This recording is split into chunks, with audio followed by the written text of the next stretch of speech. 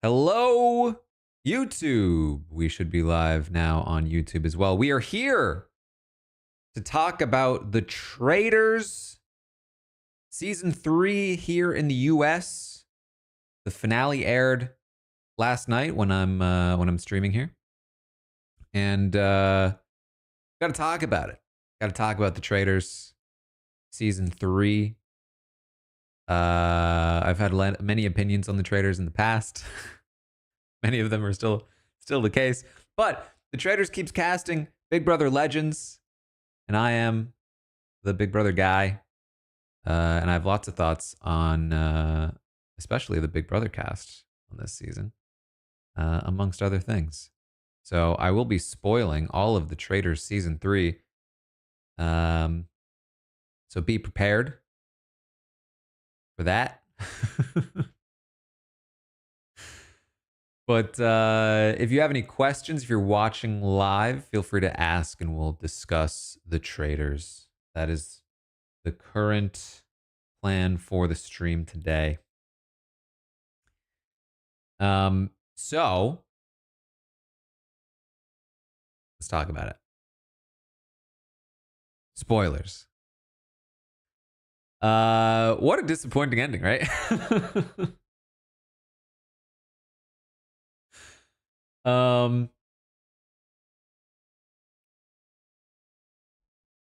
I feel like there's still like a couple of main problems with the game format.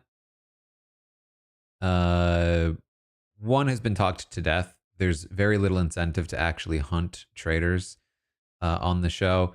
They are constantly having to hide the fact that their game incentives don't line up with the show incentives. So for instance, ultimately you could probably say, and it's hard to know for sure because even in the reunion, they're clearly not really allowed to talk about things in the way that they should. But like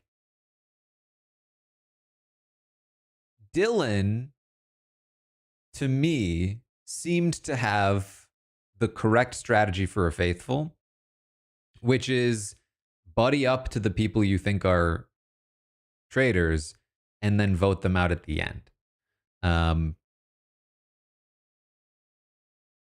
But because they don't, for whatever reason, let you really have that strategy publicly, what we got was this constant back and forth of Dylan being like, oh man, I really trust this person. I really trust them. I really trust them. And then at the last moment being like, I'm sure that they're a traitor though. Oh, it sucks. Oh, I just changed my mind at the last second. Oh man. But they are definitely a traitor. But I trusted them so much, but I'm definitely voting them out. And it is just silly. It's just silly that we have to go through that. Like, I think it's so much personally, I think it's so much more interesting if you are following Dylan and he's like, yeah, so, I'm pretty sure that Danielle is a traitor, or I'm pretty sure that Boston Rob is a traitor. But that's good. That's good for me. All I have to do is tell them that I trust them. The same thing goes with Britney, right? Like Britney was very convinced, I think, that Danielle was a traitor. You see this moment from Britney, and there's lots to say about Britney, but there's this moment from Britney where she is talking to Danielle and she's like, "Oh man, I just trust you so much. It's just the best." And she's so clearly manipulating Danielle in that moment because she knows Danielle is a traitor.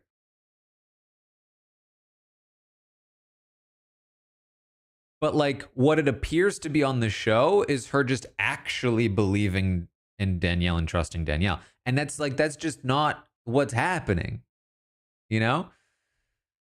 So it's very frustrating. I find that part of the show very frustrating. I feel like at the very least, you got to give us what's actually happening. Stop trying to hide things. Now, who am I to say? The Traitors is doing fine. You know, for as much as people seem to complain about the show, and this is the thing too about the Traitors, is that it has certainly gone mainstream. It is a very popular and successful show. I find people in the real world who will talk to me about the Traitors, who'll be like, "Oh, do you watch the Traitors?" But what's interesting is I talk to those real people in real life, and they have an issue with how it's structured. They're like, the game makes no sense. Like, if random people off the street are annoyed about this, then there's a serious problem. Because when you watch Big Brother, I have a lot of complaints about the structure of Big Brother. But when you watch Big Brother, you go to the casuals, you know, they're going to be like, yeah, competitions are fine. I like it when they get slimed. You know what I mean?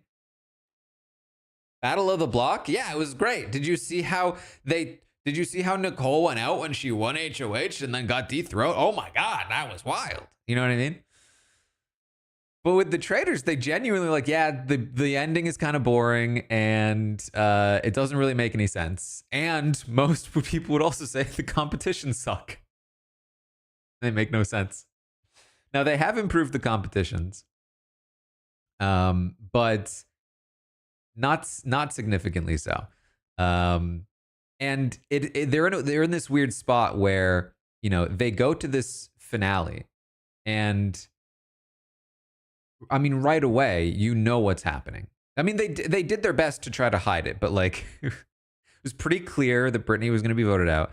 And then as soon as Britney's voted out, the game's over. There's no real tension left.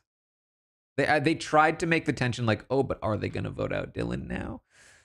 But the reality is there was no tension left.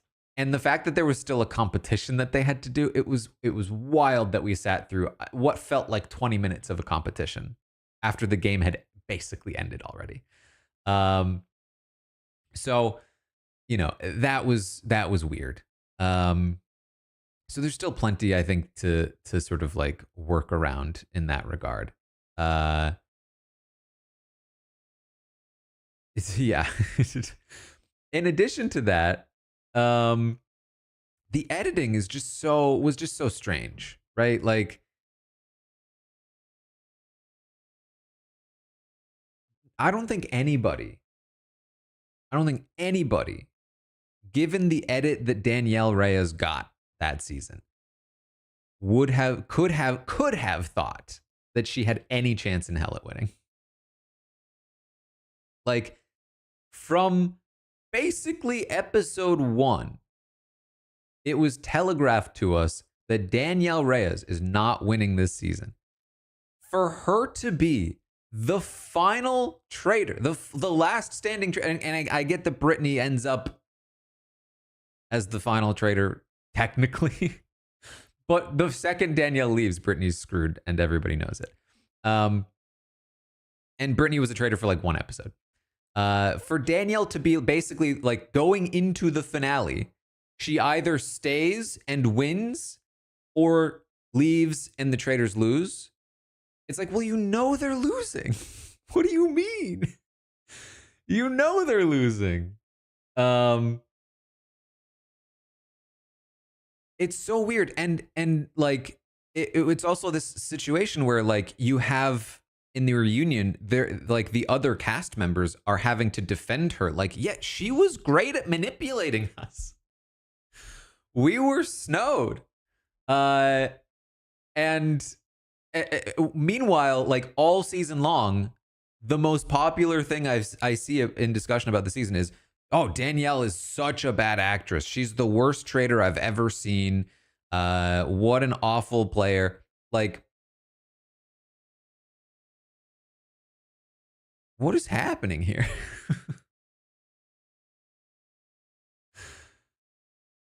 I just don't get it. Like, here's what I think they were doing. What I think they were doing was they were basically editing, because it was a very, you know, lame duck finale. It feels to me like they edited the season as slanted as possible to make the finale as interesting as possible. I think this is what they deemed to be the most interesting way to portray the finale. And what I mean by that is a couple of things. They tried to make Danielle, they tried to make everybody root against Danielle so that when Danielle loses, you're kind of like, ooh, thank God. And when Danielle loses by the hand of Britney, you're not mad at Britney, right? You're not mad at Britney, but you're also not like that pressed about her winning as a traitor. So you're kind of still like able to root for Britney to maybe get a couple of rounds through, but you're not like, you know, like, oh, screw Britney. Because imagine the world where Danielle Reyes was built up all season long as the master manipulator strategist, which you absolutely could have done, 1,000%.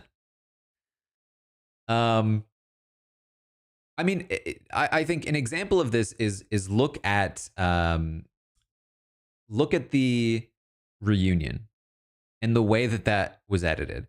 The reunion is edited pretty sloppily, right? You're watching the reunion and conversations are being, it's like so choppy, right? Like it's just constantly cutting around and you're like, what? Why? I'm missing so much of this conversation. It's something you probably noticed if you watch if you watch the reunion, but that happens constantly during the episodes too. It's just hidden better because there's more coverage and there's music and there's montages and there's like, you know, there's a camera on every face, so you can so much more easily chop things up without people noticing. So like an example is one of the more jarring ones, I thought, beyond just like the cutting in the and confessionals, of course, beyond just the cutting of the argument, but like there's this moment in the reunion where Carolyn is asked, do you think Danielle respected you? And she starts tearing up just at the question before even saying a word. She starts tearing up at the answer. They cut to commercial. They come back and they replay the question. And it turns out that's not what happened. She answered the question and then partway through the answer started tearing up, right? But you never would have known that. You would have thought, if they hadn't replayed it in a different way, you would have thought that she immediately teared up just at the asking of the question. Now, in this particular instance, it doesn't really matter, but I think it's a great example of just how easily you can edit things to be completely different to the way that they were in reality. And so I say that to try to describe, and I know that most of you know this, but like you can edit people kind of however you want. You like when you are in that editing room, especially in a show like The Traitors, you are picking and choosing who are my heroes, who are my villains, who do I want the audience to root for, who do I want them to root against. Now, sometimes it can be difficult, but you know, for the most part, you can pretty much do whatever you want. So they very much actively chose for Danielle to be somebody that you rooted against. And they could have, if they wanted to, very easily. Danielle, a beloved figure in the Big Brother community, makes an incredibly deep run in the Traitors, basically comes like close to a coin flip away from winning. You could so easily make her look like an absolute genius, right? Who gets screwed because of Britney's incompetence, right? Like you could easily write that story in the edit room. Is that a true story? I don't know. I don't know what happened on the show. It certainly seems like it could have been. And I think that's a more compelling story personally, because I think you go into the finale thinking that Danielle probably won. And then you know, Britney actually flipping her vote, you're like, that is unbelievable, especially given their history. And maybe that's maybe that's even more disappointing. But here's my thing. I would so much rather be heartbroken. Like, oh my God, I thought Danielle was going to win. She played this masterful game and got screwed over by Britney, of all people, again. And feel something. Feel like, oh my God, what a disaster.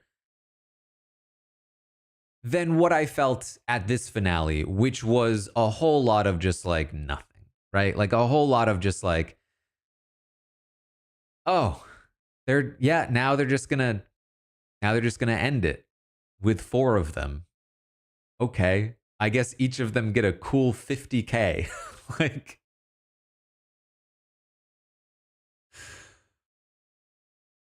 okay. Which it does not help.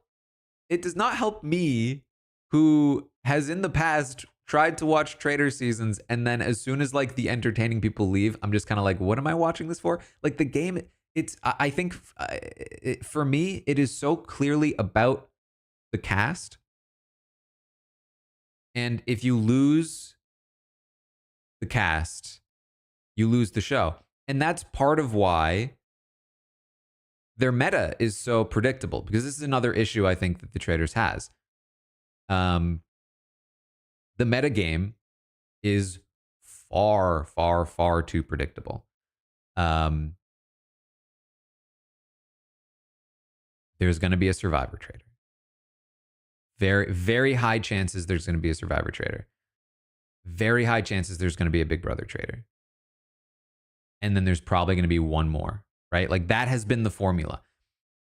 And so you have to say like, okay, they have to change up the formula, right? Like they have to change it so that it's not so predictable. Here's the problem with changing the formula. The formula is why the show works. Right? The formula is equally why the show works and why the show is so beatable. Because the game is broken, but more specifically, the Traitors can't be working together the whole time. It's too overpowered. You want a mixture of Traitors that will target each other. You need gamers as Traitors who will target each other. You need gamers as Traitors who are from different shows who will eventually target each other. Otherwise, you run the risk of them just running the table and it being really boring. Traitor on Traitor violence is, I think, the beating heart of the Traitors. It is the thing that makes the show more interesting. If you don't have that, the show is much more boring. Then number 2, if you don't make a Big Brother or a Survivor a traitor, they're just gonna get killed. They're just all gonna get killed. Right? They should be, at least. Again, this is how the game incentivizes things. If there is no Big Brother player to protect the other Big Brother players, then you should just kill all of the Big Brother players. Because they will not necessarily work together, but they are still gamers. They are going to be like working hard to build relationships and alliances. And you should just kill them all. And so what happens if you get together this all-star cast of Big Brother Survivor players, none of them are traitors, and then they all just get killed off in the first few episodes? You don't have a show again. So you have to make at least one of them a traitor, right? But if you have to make at least one of them a traitor, then it becomes very predictable that at least one of them is traitor. And guess what happens with that? You got to start voting them out.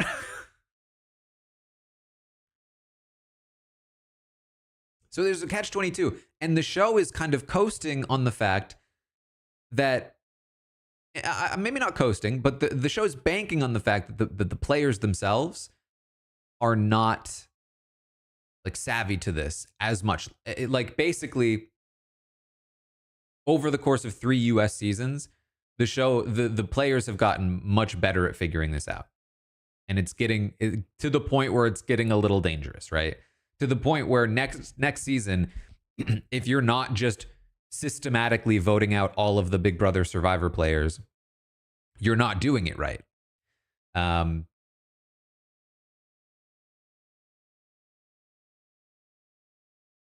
the show is just banking on the fact that, like, oh, hopefully they just don't do that. And they kind of do that by casting non gamers who won't think that way. And so that's kind of like the balance. But then you cast a Dylan who is basically like, yeah, I'm gonna metagame this, and it becomes a little bit of an issue. So I don't necessarily think that this will like kill their show anytime soon, primarily because I think between the kinds of people they cast and the interference that they have, the influence they have over the cast, they can probably keep riding this kind of like, we're kind of hoping that they just don't figure this out kind of stuff. But it's definitely an issue that I think should be addressed. What if they begin casting normies instead of reality stars? I think that also kills the show.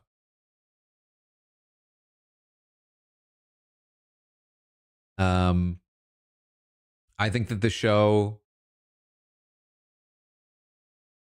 like rides on, again, I think the cast is so key to the show's success. That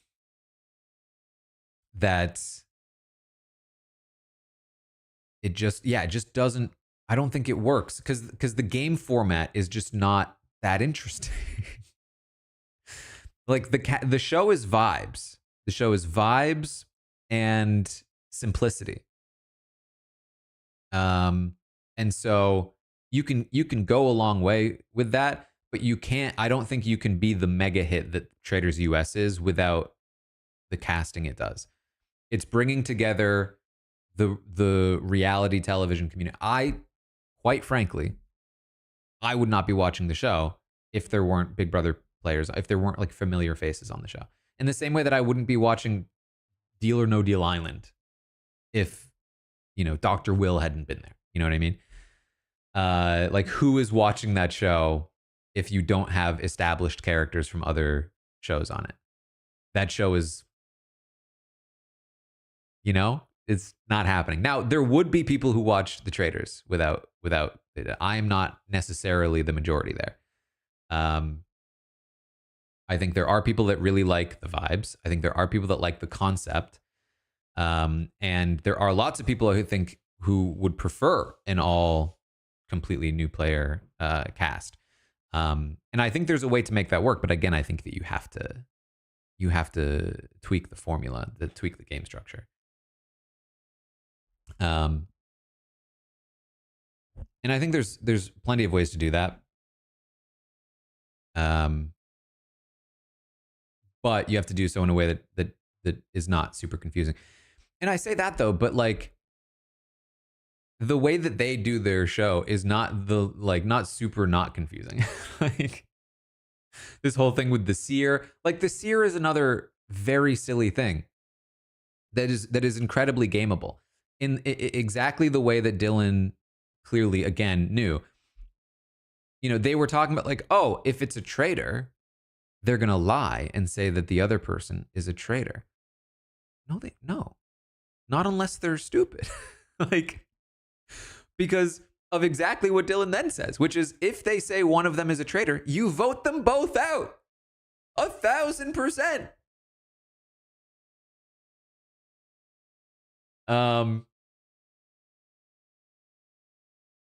It's it's just like, it's just a bad thing. It's just always a bad thing. If you are a traitor, the seer is so bad for you because either a good player wins it and potentially picks you and you're screwed, or doesn't pick you and potentially clears a person, or you get it and you get into conflict with someone, they vote you both out, or you clear a person. Either way, somebody's getting relatively cleared. Now, there's some potential benefit if you can like buddy up with that person. I think if you pick a person, maybe like Dolores, you can be like, hey, oh my God, you're a faithful. Yes. And then you can like try to make it seem like we're both faithfuls, but that's not really what happens.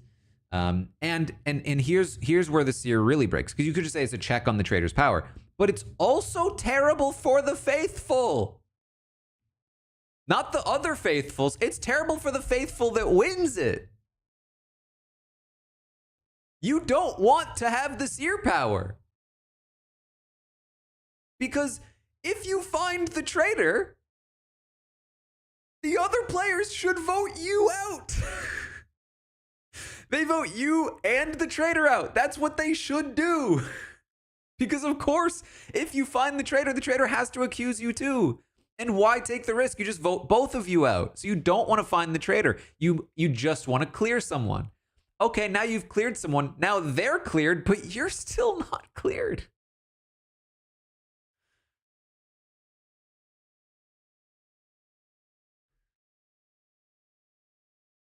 It literally happened in the UK version. Right, like yeah, like if Britney had been, if Britney had just decided, and this is why it was so, Gabby was just like, thank you for not accusing me. Which was such a giveaway that they were so convinced she was a traitor. She was like, thank you for not screwing me over, Britney. Thank you for going out quietly. And Britney, I think at that point was barely even high. She was like, well, I didn't have it in me.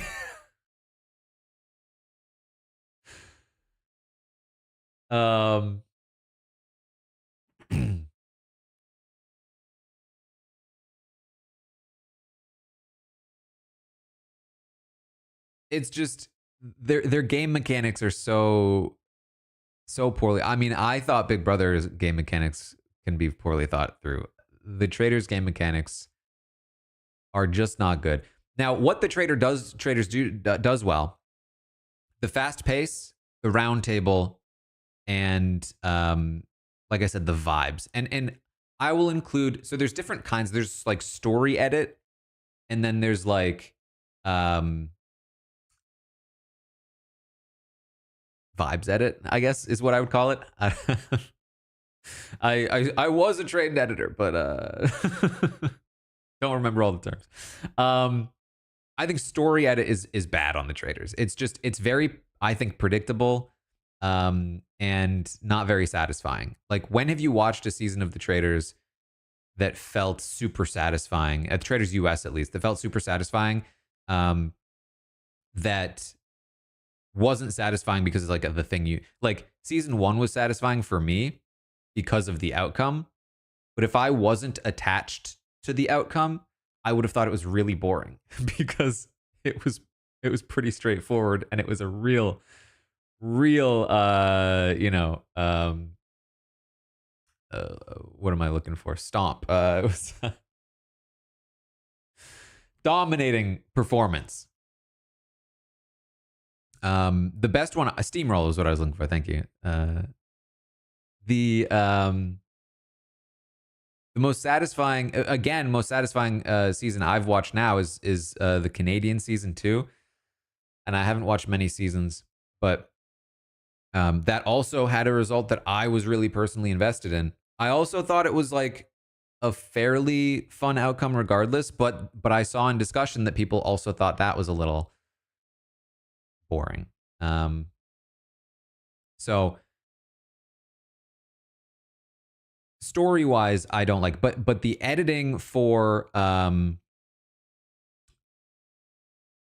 like day-to-day vibe stuff is great. The song they're playing at the round table, the camera pan through all the faces, really, really good. Like, that is something that I think other reality shows lack. fairly significantly, like just the drama of it. Reality shows often lean into the sort of trashiness of their format. The Traitors leans into this big, epic, operatic, campy vibe. And I think that's really important for the show. You've seen Survivor head in this direction. I mean, Survivor is always a little bit like that, but Survivor has really leaned into this as well, where they do their best to make their show seem a little more like upscale, as opposed to like that, again, like sort of trashier vibe that certainly Big Brother has. Um, and I just think that's so important. It's so fun to watch. And then they do these things. They have such great shots. Like they very clearly just spend a lot of time focusing on their cinematography and their editing. You have that shot of like Rob when he goes after Bob and he turns his head, and you have the perfect angle of he turns his head straight to Bob right when he says Bob's name. You know, there are just so many good little moments like that. Like that's where the show really shines. I forget where I was going with that, but but that's some good stuff. Another issue I have is the prize money.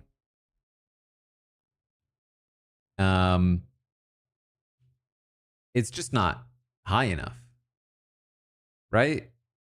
I feel like it's just not high enough.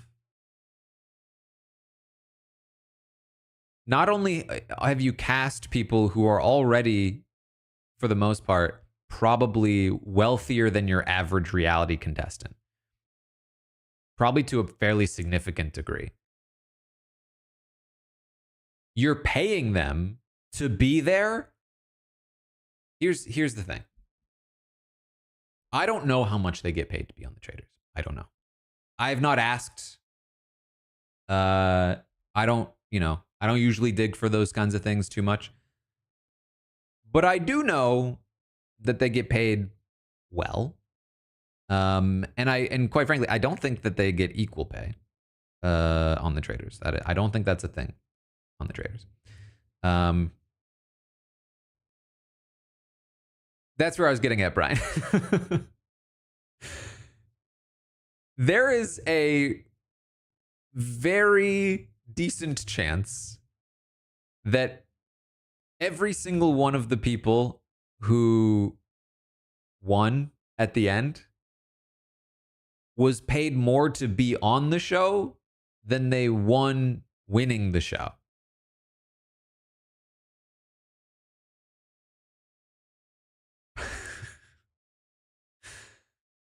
You know, like you can sort of see why they were kind of chill with just splitting it 4 ways, right? Like you can sort of see why they were like, you know what? We don't need to vote anyone else out. We're chill.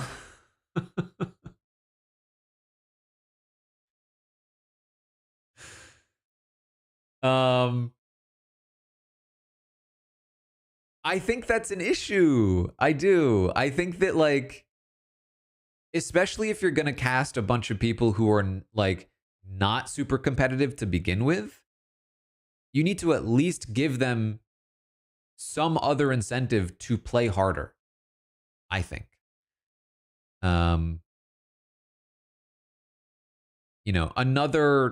Another part of I think like the issue with the show's format is that you will basically always get, I don't want to be mean, but like you will almost always get the quote unquote duds of the season making it to the end of the game because they don't get murdered and they don't get voted out because they're obviously faithful and they're completely not, like they're gullible and They're not threats. And so they don't get murdered, they don't get voted out. And so your end game for the Traitors will almost always be some mixture of like maybe one big strategic player left, maybe more, and then a bunch of at least one or more of like the quote unquote duds or less interesting cast members, um, which I think is also an issue for the show in general.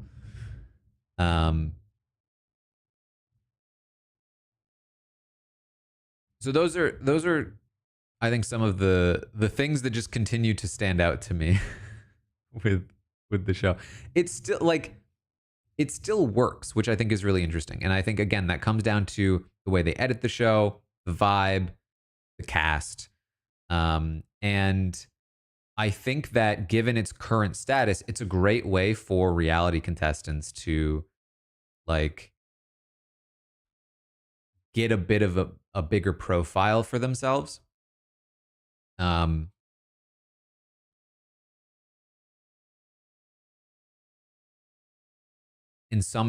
some people, revitalizing their reality television career. For others, just like bolstering it. It's also a show that I would now advise any potential contestant to be very wary because they're very clearly willing to edit you in any way that they want, right? Like, I think the Traitors, I think they will treat you well. They will pay you well. They will treat you well. But I don't think you can trust them with how they will edit you. And that's true for most shows. Most shows you can't trust how they'll edit you, and they won't treat you well, and they won't pay you well. But especially from my perspective, coming from like the Big Brother angle, where the producers have probably the least amount of editing power than any show because of the live feeds, and the live component of it. It does certainly stand out to me, especially watching Big Brother players like Danielle get really kind of in some ways screwed by it. In other ways, she was still the main character of the season, but that was mostly due to her performance than how they edited her. And it certainly would have been better for her if they hadn't edited her that way. Clearly, money doesn't trump cast, but it raises. See, Mr. Beast, but it raises the stakes. I mean, this is the thing. When I watched Beast Games, it really reminded me of. It was like, this is what I will say about Beast Games is Beast Games ultimately offers, it was $5 million. I'm gonna lightly spoil Beast Games for you here. So I apologize if you care. It's not a big spoiler. The prize money and you may have even seen headlines. The prize money becomes $10 million. Which is wild. And the cast members of that show largely needed the money, which is part of what makes it like, because it's not like you really want people, like, it does become icky when it feels a little Squid Gamesy, and it feels like, oh, these people need money, and now we're watching them fight over it. So, you got to be careful on that side of things too.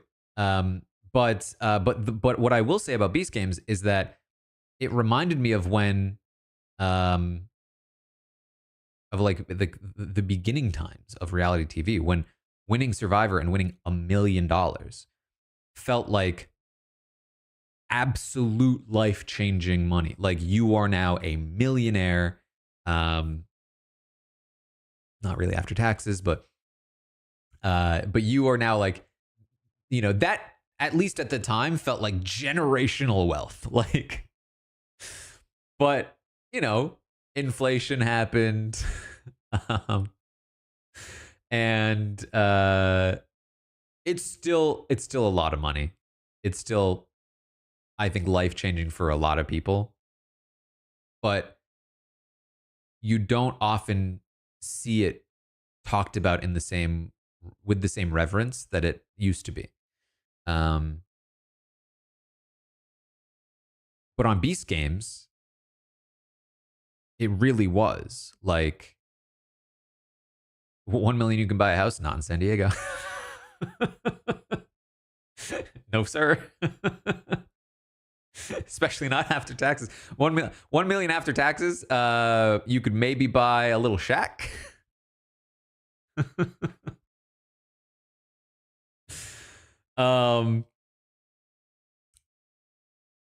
But anyway, you could feel the weight of that money in the show, and that was, I think, one of the better parts of that of Beast Games. You don't feel the money in the Traitors at all. I don't know. Like, I'd be curious to know. Like, does anybody watching the show keep track of the prize money when you're watching a season? Like, does it matter to you at all? Because I don't. When Alan in the finale was like, "You're gonna win 200 something thousand dollars," I was like, "Oh, okay." Like, it just feels completely insignificant. It feels to me like it's your bonus at the end of the year. You know what I mean? Like, we're gonna pay you to be on the show. That's your salary, and then if you do really well, we'll give you a little bonus, and that's the prize money.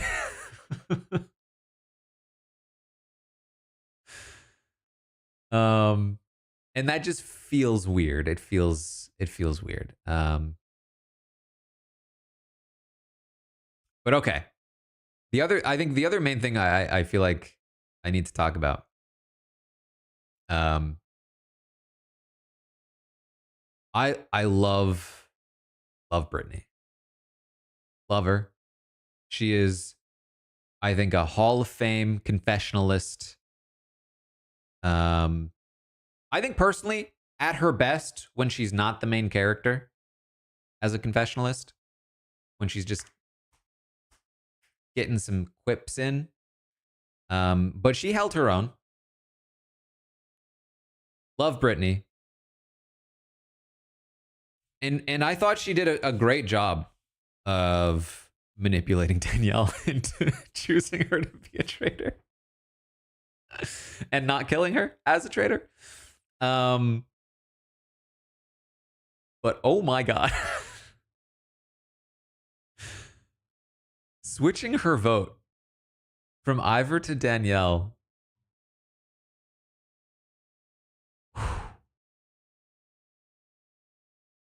I mean, that was a really bad move. That was just, I have not seen a worse move on the Traitors.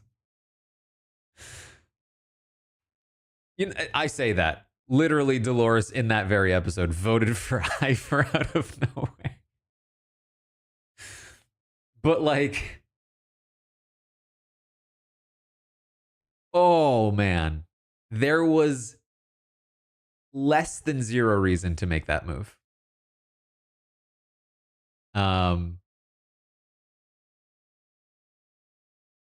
Like, just think about this, right? They were down to, it was the final 6. They were about to vote one person out and get to the final 5. Dolores, despite being, despite not being able to sway her away from Ivor in the moment, is locked in on Danielle. She 1000% believes Danielle is faithful and will not budge from that. Given that is the case, if you survive this vote without Danielle leaving, the two of you have basically won the game. Because you, Danielle, and Dolores have voting power at the final 5. You can do whatever you want. Now, there's a small chance that, Dylan and Gabby try to sway Dolores into voting specifically Britney out in the following round. And there's nothing that Danielle can do to sway her off of that because she couldn't sway her off of Ivor. But I think that's not a super likely outcome. And we know what happens if Danielle leaves. Britney's screwed. Anyway, so there's never a reason. There's no benefit to changing her vote here. She gets no credit for it. In fact, I think it makes her look more guilty that she went at Gabby, changed her vote to Ivor because she knew that's where the numbers were, then flipped her vote off of Ivor only because she thought the votes wouldn't be there anymore. I mean, there's a reason they were all so convinced it was Britney. It was just so obvious that it was Britney. And it pissed Danielle off to the point where Danielle didn't help the case either, because Danielle was like, well, Britney just screwed me over, so I'm not going to help her here. I'm going to be pissed at her. In that one move, she basically, it was like, you can take a coin flip to win this game, or you can definitely lose this game. And she was like, I will take the loss, please.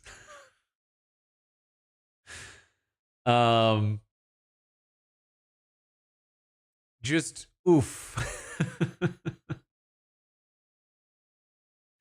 Such a bad move.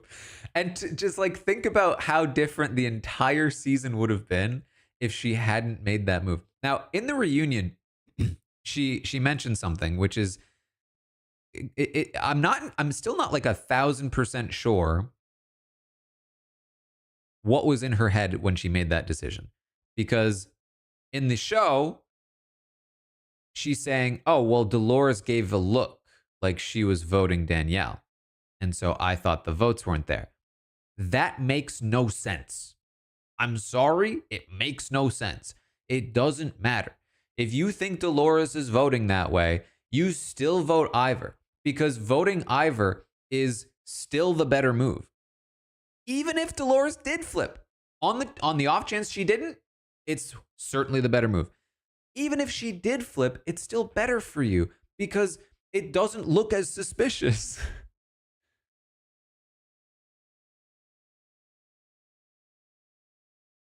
So that makes no sense to me, but it's plausible, right? In the moment, you're panicked, whatever. But she also implies that she was suspicious that Danielle would turn on her in the end. In the reunion.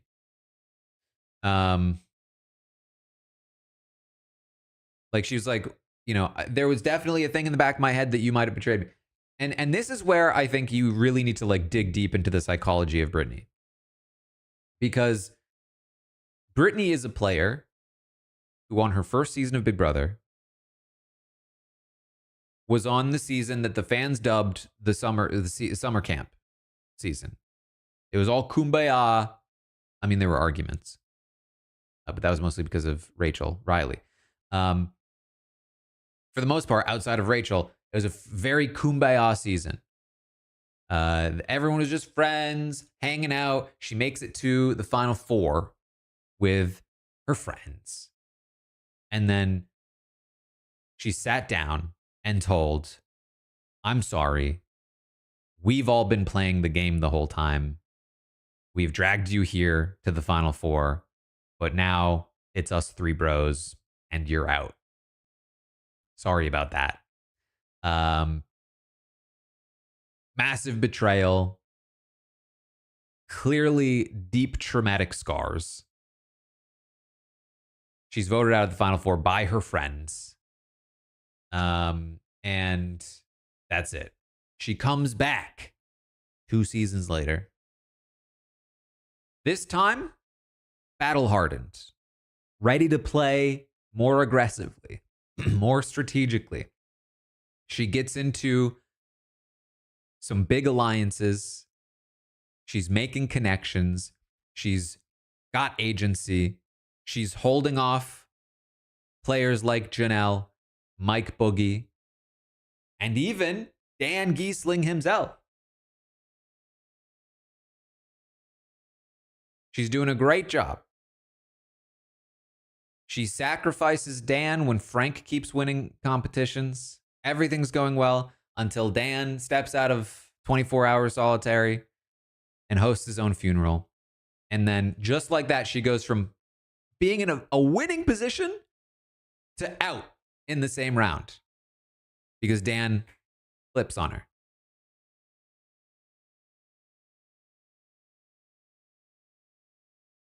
Britney is a player who has had the rug pulled out from under her many times.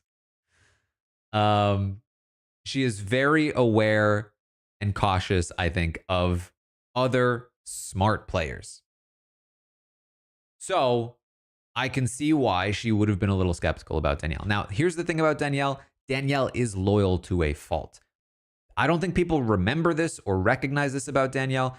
If you are in Danielle's corner, she has you. She would have lost to Jason in the final two of Big Brother 3 if she was able to. She, quite frankly, to some small degree, took Lisa over Amy. And they say it's because they were worried about Amy as a competition threat. But I have to imagine that at least part of that was some amount of loyalty to Lisa. She was loyal to James to the end of All Stars. Like, she is deeply loyal. Now, yes, Marcellus would certainly say otherwise. This is the thing. You have to actually be the person she wants to work with. That is true. That is true. But if you are that person, she's got you. I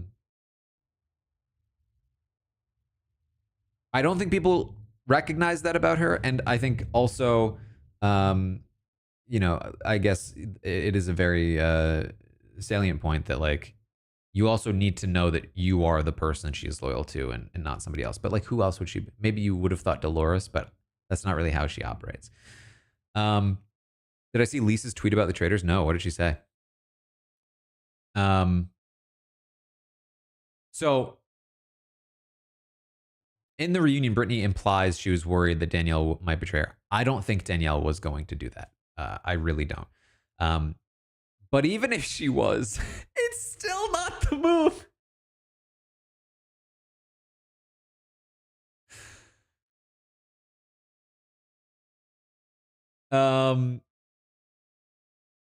I really, Lisa was Team Faithfuls. I don't think people know this about Lisa.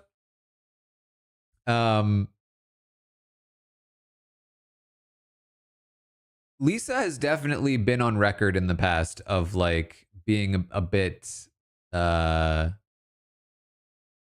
like salty, I think, about Danielle and Big Brother 3. And not in a serious way, I think.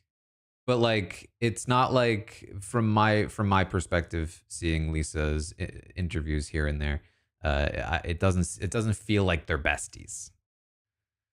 And quite frankly, I feel like if I were Lisa and I was constantly being told I didn't deserve my win because Danielle played better, I might be a little annoyed.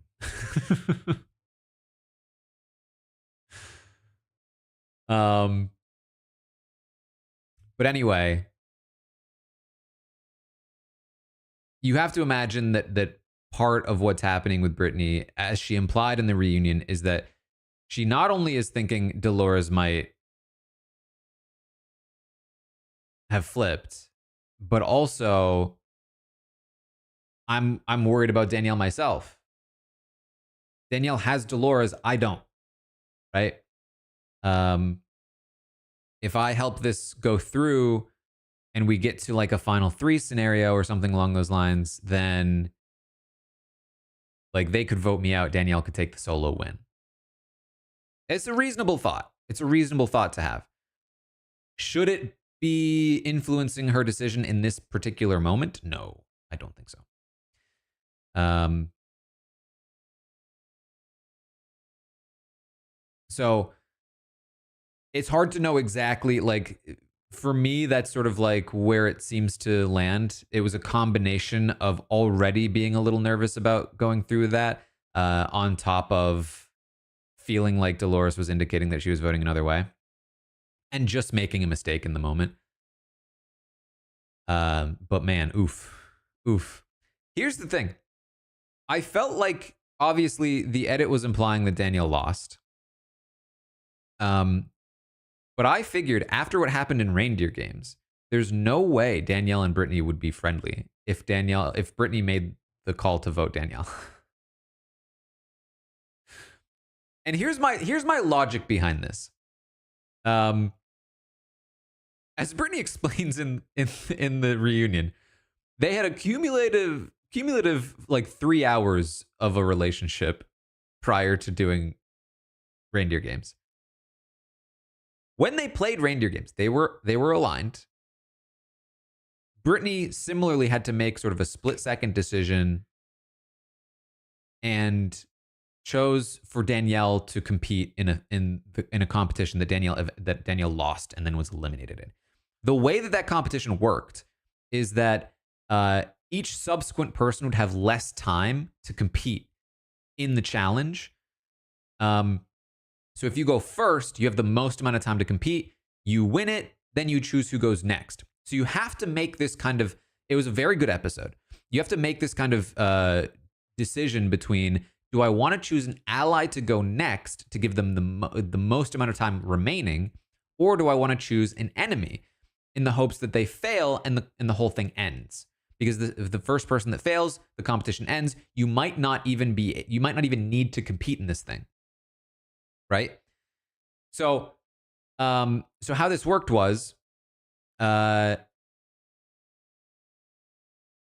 think it was like 2 or 3 rounds in, and it was still easy enough that everybody had made it through. And Britney's in this spot where it's like, okay, I can choose an enemy, but so far everyone's been able to get through it fairly easily. And under most circumstances, the person that Britney chooses should be able to make it through. And if Britney chooses somebody else and they successfully do the challenge, now Danielle is one of the few remaining options to compete with even less time. So there's a lot of danger to it. And yes, Britney had done it really quickly. There like with plenty of time left. So it felt like it was still fairly safe. So like,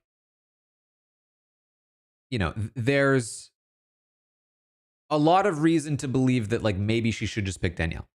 And so she does. And Danielle's pissed. And Danielle, who even in that moment, we played back the tapes, had plenty of time to finish, but like just didn't have the hustle in her. She said since that it was like the shock from the betrayal from Britney. And she was so upset with Britney in the moment, which I was like, that makes sense. I would be pissed too in the moment. But afterward, I'd be like, you know what? It was a tough decision. It wasn't really that much of a betrayal. And also, we're playing reindeer games. But that's not what happened. Danielle was pissed even after it aired and beyond. She was like, no, that was a deep betrayal. Which surprised me. You know, especially coming from Danielle, who has had her fair share of betrayals, as Marcellus, as we pointed out, would tell you. Because I didn't feel like it was really that much of a betrayal. I don't think that Britney intended to betray Danielle in that moment, and she made a reasonable decision, I felt. I would, like, if I was in Danielle's position, I would be mad. I would be upset if my ally accidentally got me out. I'd be annoyed. But after the game ended, you know, It would be a different story. So this is the drama that they came into the game with. That Danielle felt like Britney betrayed her, and that's why they had that thing. So we go through the game. They come back together. They're friends again. They're allies. The idea that Britney, when they left that cliffhanger, the idea that Britney would have flipped her vote was like, there's no way. After what happened, this is, in my eyes, way worse than reindeer games. Way worse than reindeer games. Because in reindeer games, it really was like a split-second decision. And there was a lot of reason to believe that by putting Danielle in the competition, she would stay. Right? Like, there was a lot of reason to believe that this was not dooming Danielle to eviction. In fact, there was reason to believe that this was the better thing for Danielle, to go earlier rather than later. Flipping your vote and voting her out is dooming her, is damning her to be eliminated for sure. And not only does it doom her, it dooms yourself in the process. I would be so much more upset with Britney. In fact, I've said this before. I've been on record. If an ally betrays me because it's the smart move, I'll be annoyed in the moment, I'm sure, but I would never hold that against them. Never in a million years. Well, I guess it depends on the relationship. Like if they betray me, they go on to win the game. Like I'll get over it. It's part of the game.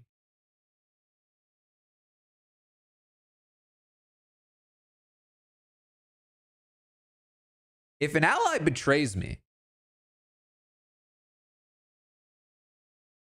and it was a stupid move,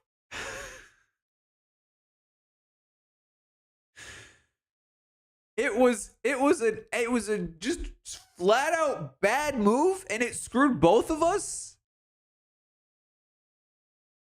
that would be hard to get over.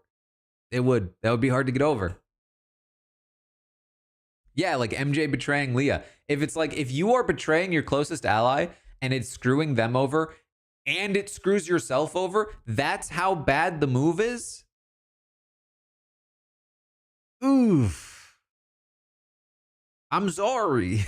Like that's like, I'm not going to be like, reaming you out on Twitter, but like, we're probably not friends. Like, I don't know why I would want to be your friend. You're A, not trustworthy, and B, not smart.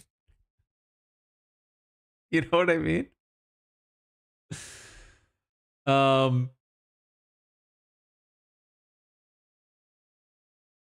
And that's the thing too. I think, what it really comes down to is like, can you own it and can you apologize for it? If somebody's like, you know what, I screwed up, I'm so sorry. Then yeah, I'm gonna forgive you.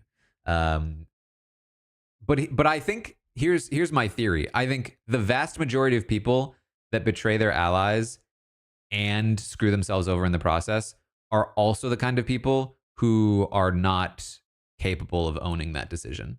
There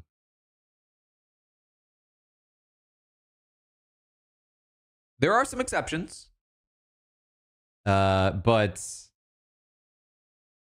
I think the majority of those people are not. And I think Britney is that kind of. I think Britney is perfectly capable of owning that she made a mistake.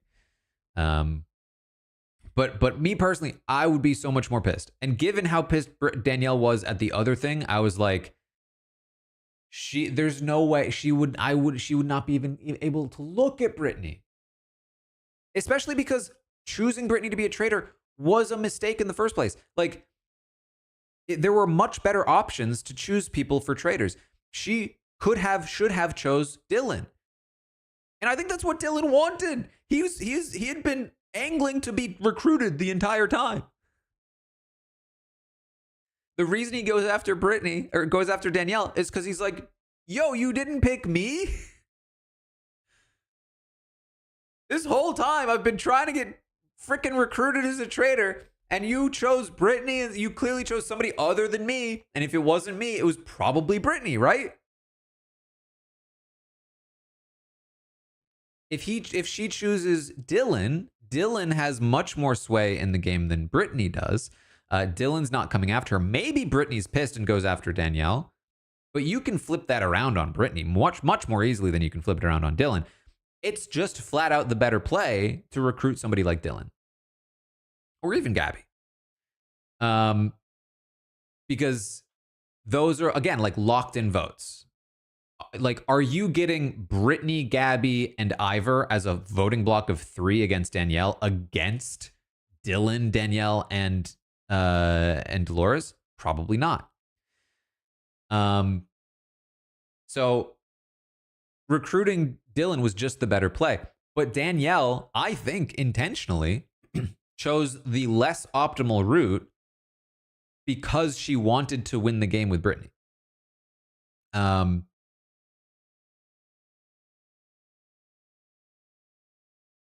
So from my perspective, it's like I chose you so we could win together, and then you screw me over like that. I would be so pissed.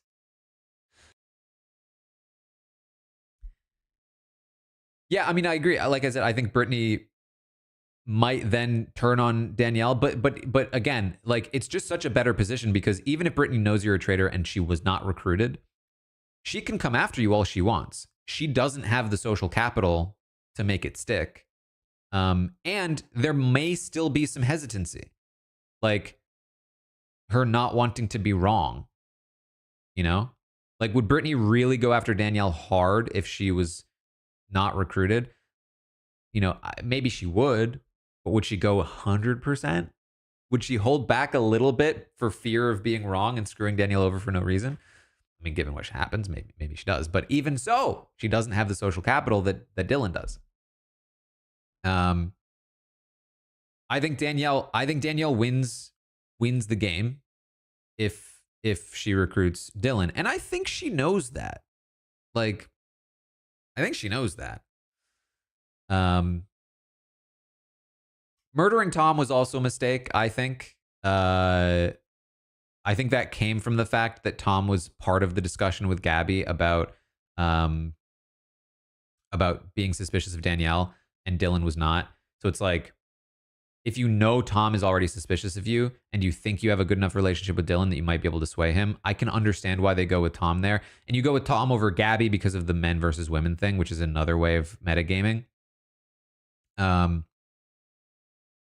ultimately, that was a mistake. Tom, again, is somebody who just didn't have the social... Like, again, you have to think about it this way. Like, honestly, it probably doesn't matter a ton if you think about it. You could kill Dylan, and then it's probably still Gabby and Tom and Ivor working against Danielle in the next round. And Tom is more likely to be swayed, we know, than Dylan is. But if you know Tom is against you and Dylan might not be, there's a reason to... Which is why the strategy that Dylan implemented of being buddy-buddy with traitors right up until the point where he voted them out is absolutely the play there. Killing Ivor might have been the play. That's definitely possible. Killing Ivor there could have made some sense as well. But ultimately, I think the bigger mistake was recruiting. I think recruiting Britney over Dylan was a bigger mistake than killing Tom over Dylan. But again, I think that Danielle willingly took the harder path because she thought she could. And because she wanted to win with Britney.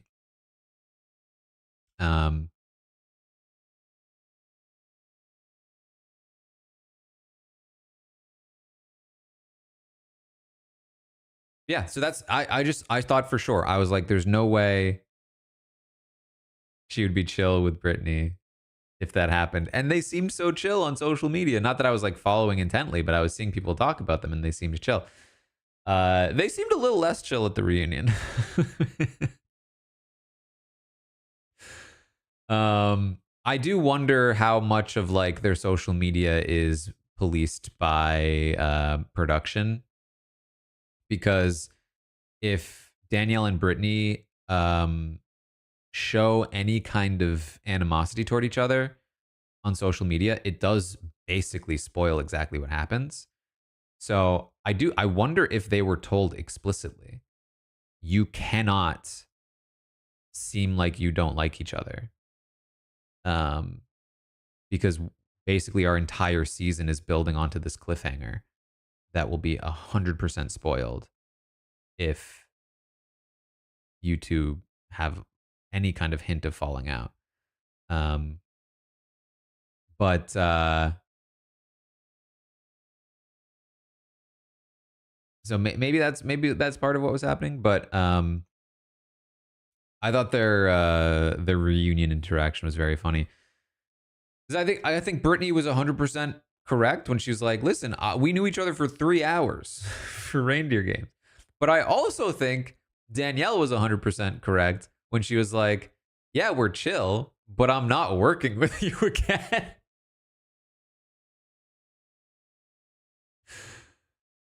um, like that's so fair. I mean, Britney has not done herself favors. Like, okay, again, I love Britney. Love Britney. So this might sound weird. I don't know. It would probably sound weird to Traitors fans because they love to hate Danielle. But if I found myself on a season of a show and Britney is there and Danielle is there, and I am choosing who would I like to work with, it's it's not even remotely a question for me. I will 1000% work with Danielle over Britney. Britney is unfortunately not a very reliable ally. I love Britney. I do. I would be very sad to not work with Britney if I was not working with Britney, because I think she's hilarious and I want to be best friends with her. But I would so much rather work with Danielle as an ally.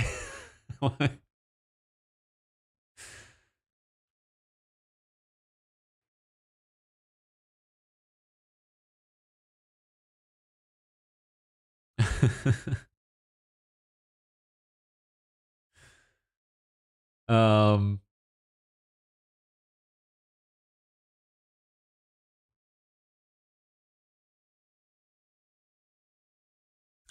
here's the thing too. I don't like. I do think Britney is a very strategic player. I think she's a very smart player. I think that she is clearly just prone to panicking in moments of like stress, of like time crunch stress. Um I mean, she I think did pretty well to make it as far as she did. Um so, I don't think we can really like knock Brittany for her performance for the most part up until that mistake. You know, she makes an awful mistake in that one moment, but prior to that, doing pretty well and ultimately came pretty close to winning the game. I mean, again, imagine she doesn't make that mistake. They win the coin flip or whatever the tiebreaker is, and then they go on to win the game. I mean, that's a brilliantly played game by Brittany, right? Able to clock that Danielle is a traitor, uses that fact to get close to Danielle. I would call it manipulation. Um, Doing a bit of guilt tripping, doing a bit of like, hey, we're best friends. I trust you so much. Getting Danielle to make a suboptimal recruitment play to get you on board rather than somebody more useful. And then going on to win the game as a traitor with Danielle. I mean, that's a really, really well played game. And she came really close to doing it. Just one big mistake right there and the whole thing crumbles. And that's how these games sometimes go.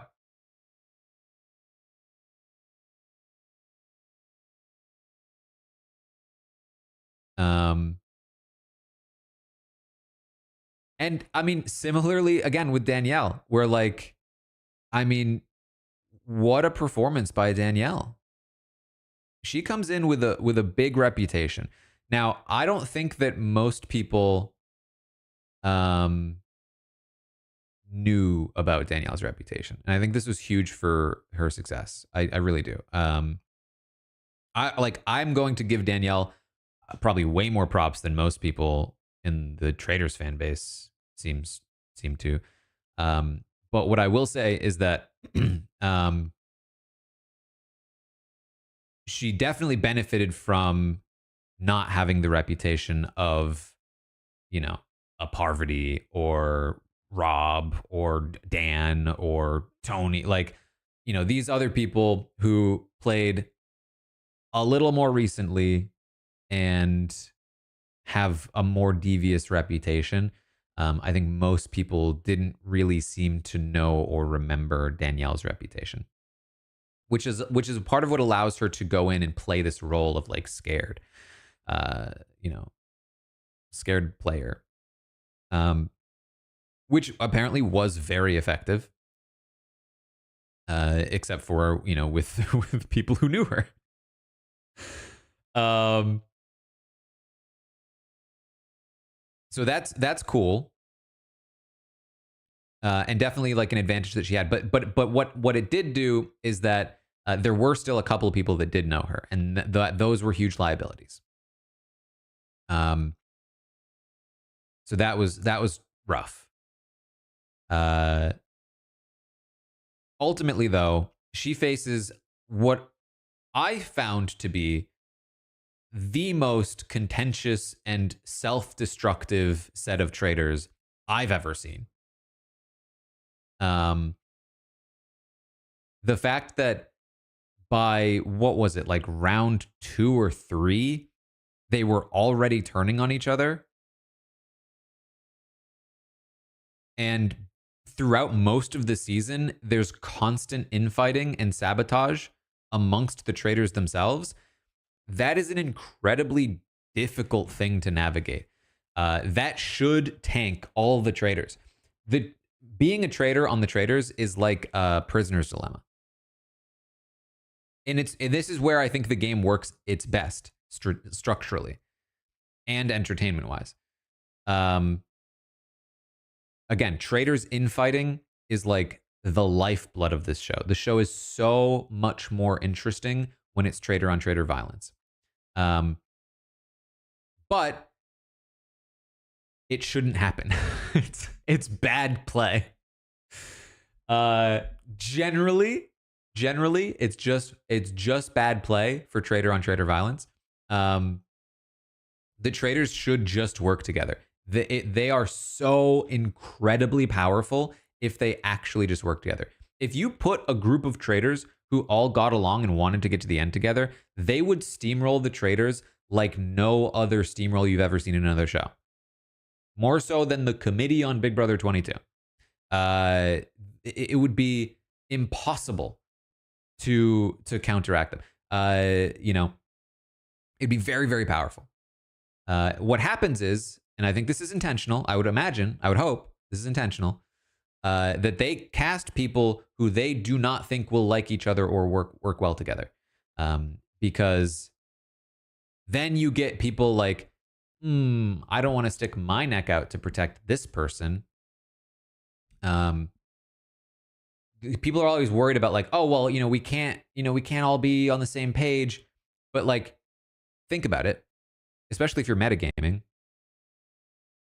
You never look at a group of people who are voting together and think they're all traitors. You think one of them must be a traitor, right? So if you're able to get like a voting block together, with 3 people working their own relationships, pulling together some kind of voting block, you can just steamroll that game like no other. Just immediately take out anybody smart enough to figure you out, and then just crush. On the flip side of things, if you are like the only person to betray and you do a calculated strike at your fellow traitors, you can succeed and come away with the solo win. But if you get caught, or if the other traitor also decides to do it, you all get screwed.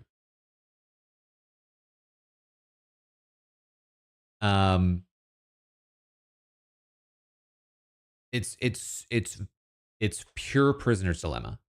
And so the show relies on the fact that somebody's always going to betray, and that is way more entertaining.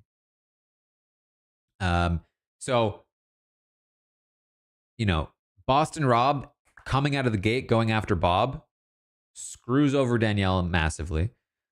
Danielle, I think, makes a mistake here. One of her bigger mistakes in the game. Does not read Carolyn correctly. Thinks that Carolyn is more loyal to Boston Rob than she actually is. Now, there is some validity to the idea that, like, even if Carolyn isn't on board with Boston Rob, very clearly Rob wants to work with Carolyn and will ice Danielle out at some point. So you can sort of understand why she ends up going after Carolyn, even though it was, I think, a mistake. From her perspective, she needs to weaken Rob. Rob is too powerful in the game right now. Maybe she can take out Carolyn. Ultimately, I think that was both a misread and poor judgment. I think the strategy was not super sound, and she misread both Carolyn and Carolyn's position in the game. I think that Rob actually would have been easier to take out at that point, and Carolyn would have been better to work with. Do I think they could have worked together long term? No, I really don't. I think whether Danielle starts the betrayal then or later, or if she tries to work with Carolyn all season long, I don't think Carolyn is sticking with Danielle. I don't think Danielle's sticking with Carolyn. The two of them were always destined to clash. So, you know, but I still think that she miscalculated in going after Carolyn when she did, and I think the way she went about it was also pretty sloppy. But aside from that, you know, she was already in this position. Losing Bob when she did was really bad for her. And now all of a sudden she has this like very contentious traitors turret, traitors on traitor and traitor violence. And that's a really, really tough place to be. They talked about it in the reunion that like she lasted more rounds as a traitor than most traitors have. I don't know that. I haven't watched all the seasons. I think they said she survived like 8 or 9 round tables, which is like up there in terms of records for traitors. And I think that is made significantly more impressive given the fact that like there was traitor on traitor violence early on. And throughout the season, there was traitor on traitor. That makes it way more difficult. So I think you have to give her massive kudos for that. You easily have to say she was the best traitor of the season. Like to say that she's the worst traitor you've ever seen is wild, a wild take on a season where Boston Rob and Carolyn and Bob exist, because Danielle very clearly in the same game outplayed all of them.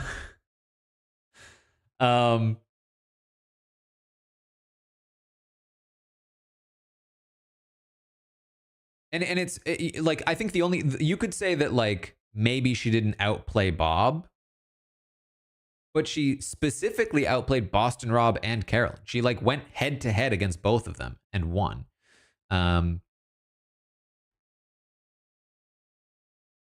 do think Carolyn was a good trade. I mean, I think Carolyn was great at like hiding that she was a traitor very clearly.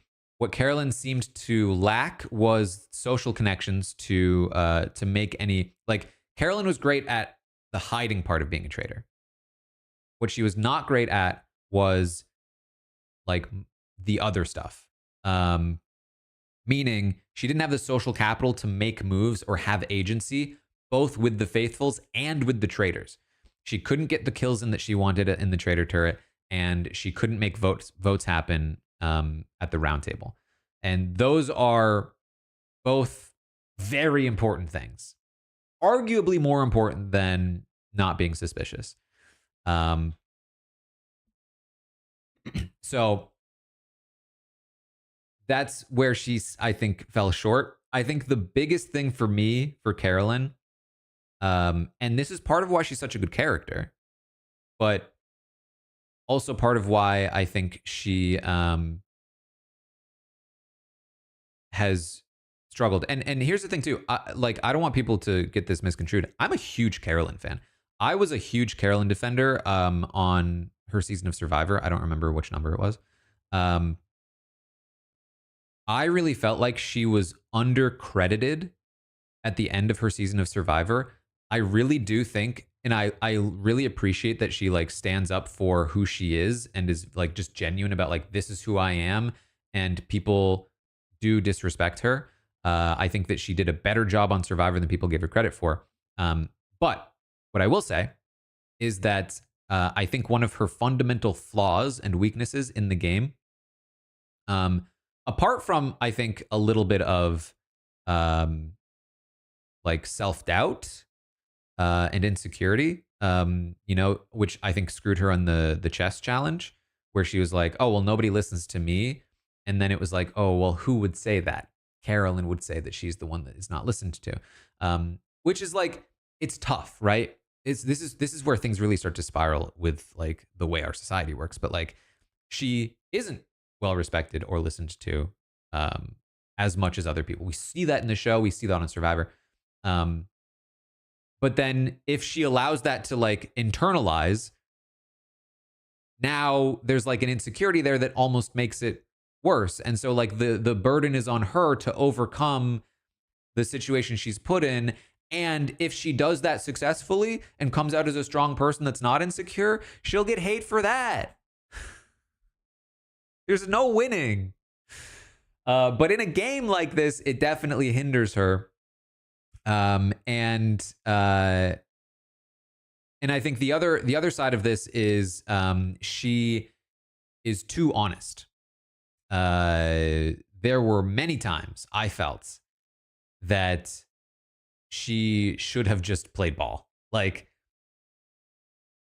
I think basically, especially in the Traitors turret, you've got two choices. You can fight hard to get what you want, or you can capitulate and say, I'm 100% supportive of what you want to do. I'm completely with you. I think those are your two best options. Either fight hard for what you want and get it and lose some social capital, but get a move made, or sacrifice the move. I sacrifice social capital, get the move, or sacrifice the move, get the social capital of being like, hey, I'm with you. Trust me. We've got this, right?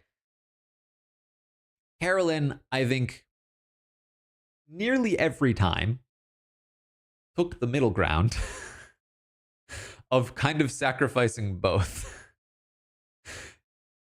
She didn't get the move she wanted, nor did she really ever like fight too hard for it, from what we saw at least. But also always made it clear that she wasn't happy about it. And anytime Danielle was like, let's put the past behind us, she was like, no.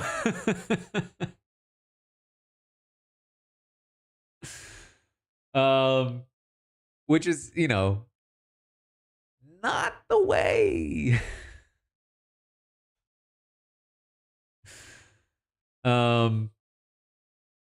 So, I think, and quite frankly, even like, I thought Boston Rob did a fairly decent job as well, for the position he was in. I think he was always destined to lose, coming in as one of three players who you have to assume one of them are traitors. And coming into the Traitors turret late as well, as like a fourth person, was pretty bad. And he also came into a Traitors turret full of people who did not want him there. Given all of that, he did a really decent job, I would say, but certainly made mistakes along the way as well. I do think he would have needed to take out Bob at some point, Bob or Danielle. and going early was not necessarily the worst thing in the world. But the thing is that like he was too obvious about it. I talked about this on the Free Agents podcast, but it was the right idea with the wrong execution. He knew that the right thing to do would be to set the vote up prior to the roundtable and then make it happen without needing to chime in himself. But I think because he felt such a rush to get it in, he ended up bailing on that plan and pushing it himself. And that just wasn't the way. I think that he had the social capital to make this happen without needing to push himself. And he just needed to be patient and wait for the right opportunity. And he didn't have the patience. And I think that he overestimated how quickly Bob would move against him. So I think as soon as he makes that move, he puts himself, there's like a ticking clock basically on him.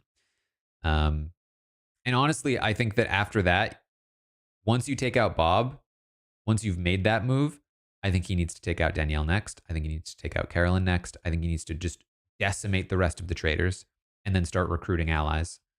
I don't think you can take this half measure of like, okay, I did that move, but we're still working together. I think that was a mistake.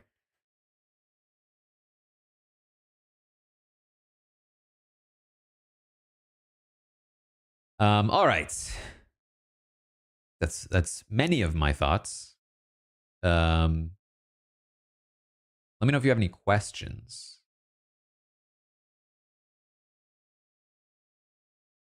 Wasn't sure how to feel about Dylan on day one, but you have to admit he impressed you. Yeah, I mean, I think Dylan easily played the best faithful game I've seen. And to be fair to Dylan, I would say also, if he hadn't been pushed on by Britney so hard in the previous roundtable, I do think he would have been more willing to cut more people at the end. I think the reason Dylan chooses green at the end, I would assume at least, is because if it goes red, there's too big a chance he gets voted out. Well, okay. Here's what I think happened. Here's my theory. They were all convinced they were voting Danielle. Dylan was hoping that Britney. Dylan was hoping that Britney would come back and say that Gabby was a traitor, because if she did that, then he had already done the work to make sure that they then vote both Britney and Gabby out. If they vote both Britney and Gabby out, then he and Ivor can vote out Dolores and be the final two. Easy. He wins the game in a duo if that happens. Unfortunately for him, Britney comes back and says that Gabby is a faithful. That's frustrating for him. He doesn't think Gabby is a traitor. He thinks Britney is a traitor. But now Gabby's been cleared. And so he's thinking, damn it, how do I get Gabby voted out? Oh, wait a minute.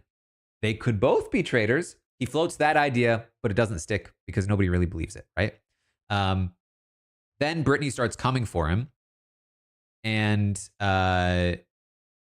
he's put on the defensive. Dylan, for as good as he played for much of the season, not great in confrontation. And so Britney starts coming for him. There's a conversation with Dolores and him and Gabby where Dolores is saying, "You'd better not vote me out." So what's happening here is Britney tries to take the tactic, and it's a good one, of saying, you can't trust Dylan to not vote you out, because I think that's what he would have done. But because Britney calls it out, now Gabby and Dolores are making him swear, once we get Britney out, you'd better not go for another vote. You'd better let us all win. And he's having to now promise I will do that. I promise I will. Once we get Britney out, we'll be good. And he's having to promise that because if he doesn't, they might just vote him out, even though they know Britney's a traitor. They might vote him out first and then Britney, right? So he's having to make that. He's basically backed into a corner, having to promise, I will not vote the two of you out if you vote with me on Britney. So they vote out Britney, and they get to the fire. And if he throws red, Dolores and Gabby are voting him, right? So he's forced to go green. That's my theory based on what little we were able to see, um, in terms of like what we were shown and what happened and the little conversations and bits that we saw. Um,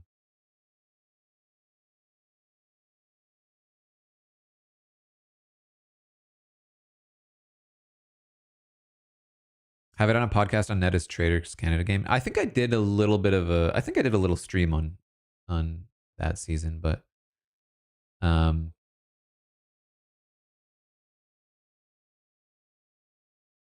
yeah. So I mean, I think good stuff from Dylan, but with the caveat of a lot of what I would credit Dylan for is things that you can imply from what he's saying in confessionals, but aren't necessarily explicitly stated.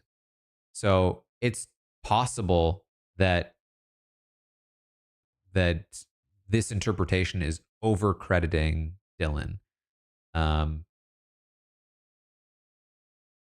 given that they don't actually show what actually was, happening, nor do they ever really, which is frustrating because I think that like if Dylan had been buddying up to Traitors and had been doing all of this stuff, I think it would have been way more interesting to hear him be able to talk about that and tell us that was what he was doing.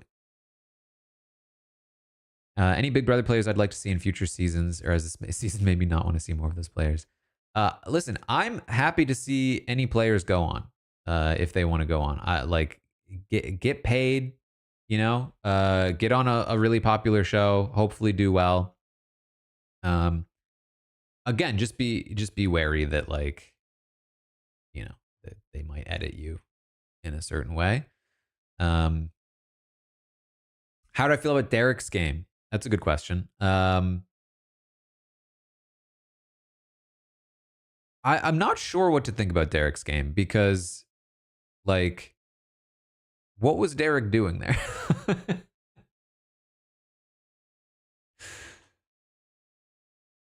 There's a couple things about Derek. One, the way that he comes in, again, as one of 3 bonus players, you're always doomed. Like, that's just a really bad spot to be put in.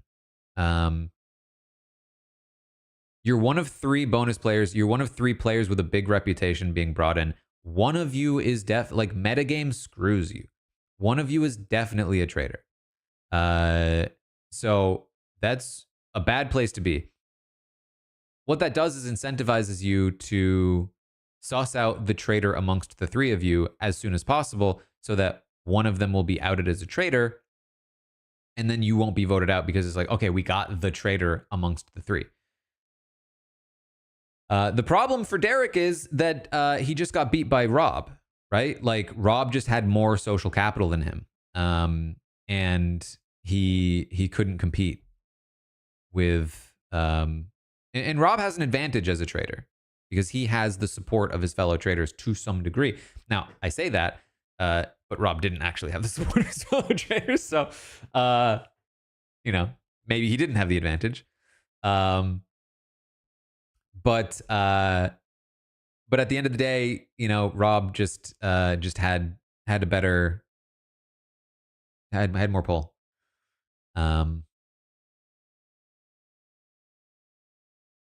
Yeah, Derek thought he had Dylan, but Rob had Dylan. What are you gonna do?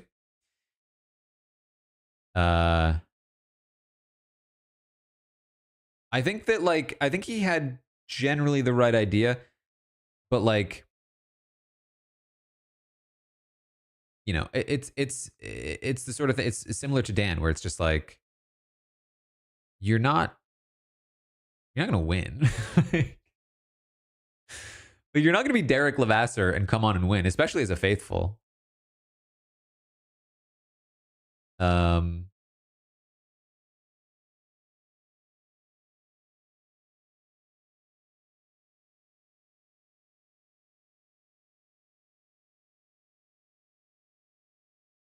In fact, what I would say is, I mean, here's the thing. The show might fizzle out, but like, I think players like Dan and Derek and in like Boston Rob, I think those players would have a better shot at winning like 5 seasons from now with like a more developed meta. I say that they would have also had a better shot at winning 2 seasons ago in the first season when they were non-reality people and it was a new show and there wasn't any meta yet. That also would have been better for them. But season 3, season 2, season 3, season 4, these are going to be bad seasons for players with big reputations, just straight up.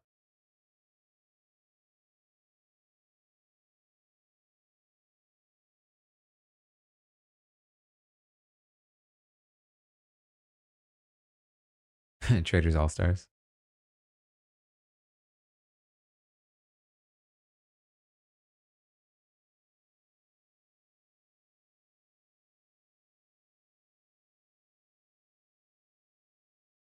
I feel like there's just so many options that they have to make this show more fun, like structurally. But again, like, you know, I can complain about it all I want. It's doing great. Ratings are great. Oh, I guess the other thing I'll say, I've sort of mentioned this already, but like, I think the big topic of season 3 of The Traitors is the wild amount of hate that Danielle got. Not just the criticism of her strategic play, which I think was, given the outcome, relatively unfounded. I think there are certainly things to criticize. I think I already have. But I think the amount of criticism was wildly overblown. The severity of it. But it went way beyond that as well. In terms of like the like hate that she was getting about her looks, her mannerisms, like her behavior, her willingness to swear on her family. Like all of a sudden, like we are in the year 2025, people. Like, are we really upset that she swore on her family? Is that real?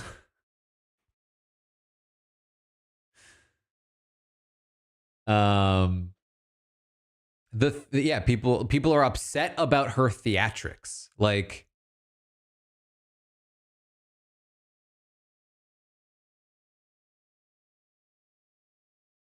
now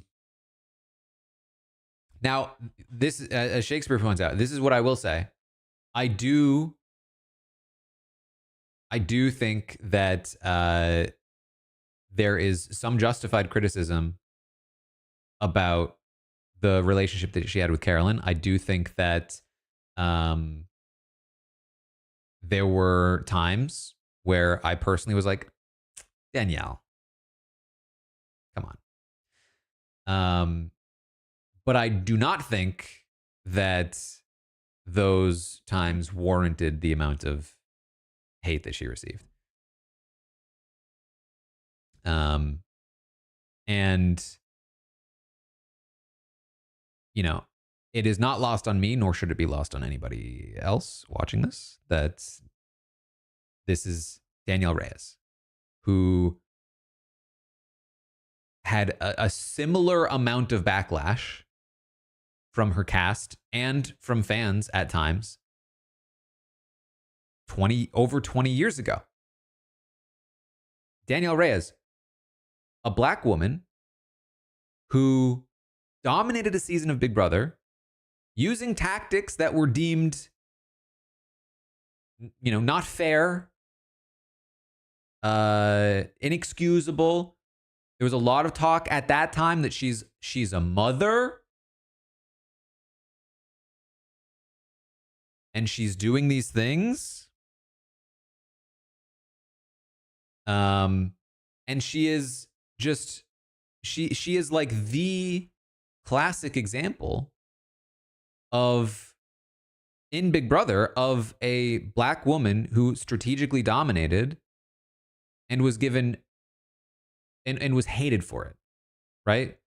And the season prior, as somebody's pointing out in the chat there, Dr. Will did much worse and was celebrated.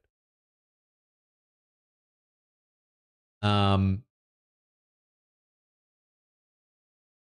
it's like in Big Brother, it feels like, okay, we've made so much progress since then, right? And yet here we are, 23 years later, and she's on a different show, and she's getting it's the exact same stuff. It's the exact same stuff from the audience, from her cast members.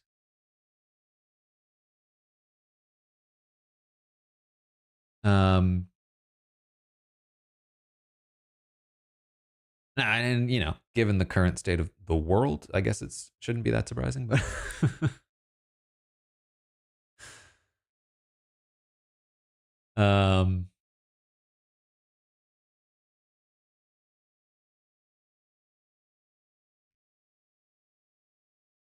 but yeah, I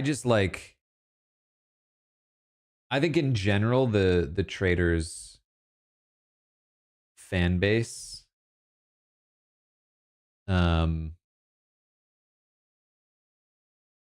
is like rough.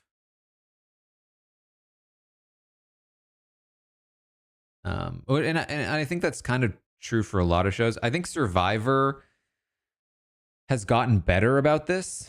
But like, I mean, I talk about it all the time, but like live feeds are just so valuable because like people will watch an edited show and form such strong opinions on people. And just go in on them. And on Big Brother, you also form strong opinions, but they're based on the live feeds. And the live feeds can help counteract some of the edits. And like even with the live feeds, like I would be willing to, like, a lot of Big Brother players I've talked to have in general appreciated that the live feeds exist. Now, different people have different experiences with live feeds. If you got in trouble for saying slurs on the live feeds, you probably don't like live feeds. But if you are, say, Taylor, and you were getting in the midst of getting a bad edit when the opinion of you on the live feeds helped shift the editors into a different direction, you're gonna have a different opinion on the live feeds. But the thing about the live feeds is that it's this added layer of protection of like more truth, so that even if somebody gets like a bad edit, it's still massively influential, but there is still like at least some kind of record out there. And it's harder to ignore because a lot of what people like to do is they get their narrative from the edit and then they just want to ignore anything else that counters that narrative. And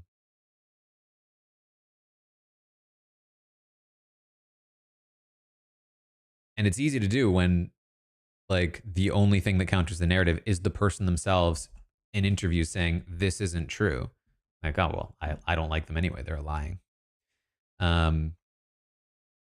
But if it's like, oh well, here's like official record. Here's what happened on the live feeds. All of a sudden, the burden isn't quite as heavy on the person themselves to defend themselves.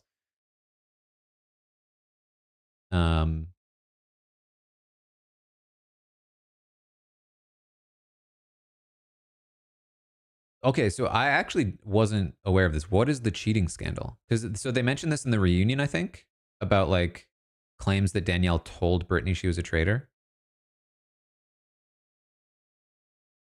which Danielle denies.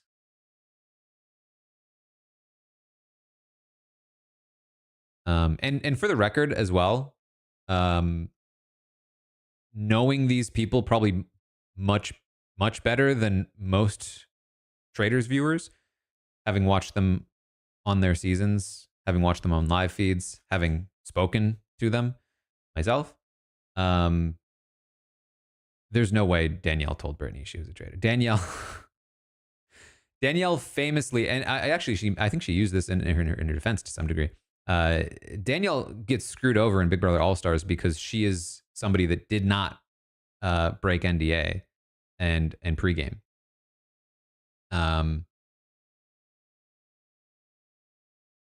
Famously, Jason Guy, her original partner in season 3, was invited to play All Stars. He declined. He asked Danielle if she was playing. She told him no.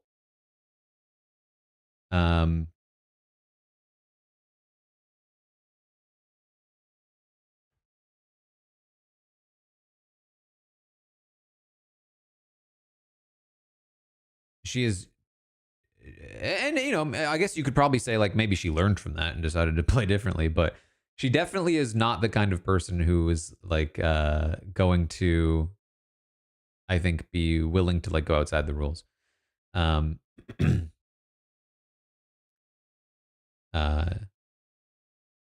yeah, like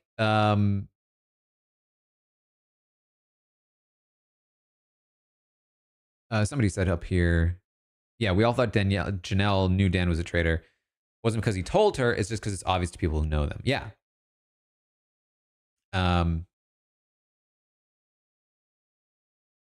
Especially given that like Danielle was so clearly being a different person.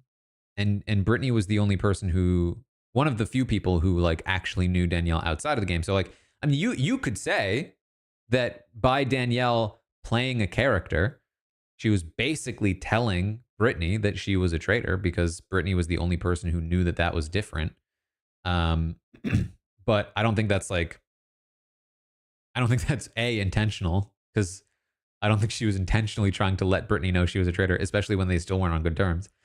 And B, I also don't think it's like against the rules at all.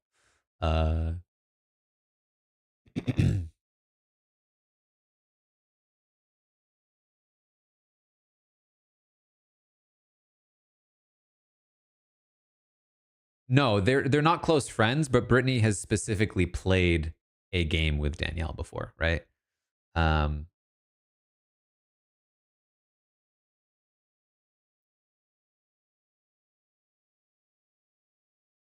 That's why, like, it's part of why all of the fans were like, "Oh, Danielle's acting is so obvious." Because if you know her in confessional, or if you know her from before the show, then you know that what she's doing is in some part an act. But if you've only ever known her as the person that's shaking and nervous, that's much harder to see through. I mean, it's the same thing with Carolyn, except it wasn't an act with Carolyn, right? Like, it would be very easy to see some of Carolyn's mannerisms and think, oh, she's nervous, she must be guilty. But if that's all you ever see from Carolyn, then you might start to realize, oh, that's just how Carolyn is. She's not necessarily nervous or feeling guilty. Those are just her mannerisms. So it sounds like what happened for most people is that they just saw Danielle's shaking as part of her mannerisms. And I think that's really clever in most circumstances. But if there are some people that know you, it can be a giveaway. It's on